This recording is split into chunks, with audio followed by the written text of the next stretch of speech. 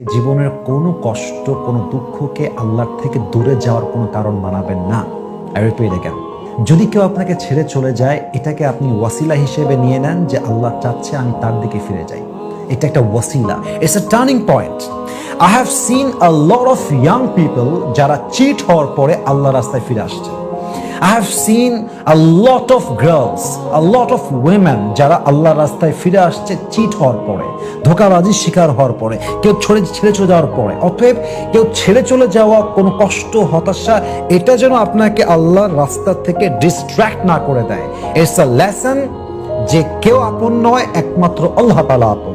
It's a lesson যে আল্লাহ চায় আমি আমার কাজে ব্যস্ত হই। ইটস আ লেসন যে আল্লাহ চায় আমি বুঝি যে বিশ্বাসযোগ্য আমি মনে করছি he is not worthy of it. It's a lesson যে আল্লাহ চায় বান্দা তুই সব কিছু বাদ দে, তুই আখিরাত মুখী হ, তুই আল্লাহ মুখী হ, তুই রাসূল মুখী হ, তুই ইসলাম মুখী হ, তুই কোরআন মুখী হ, তুই কবর মুখী হ। আল্লাহ চাচ্ছেন, তাই আমাকে এটা আল্লাহ রিয়েলাইজ করাচ্ছেন।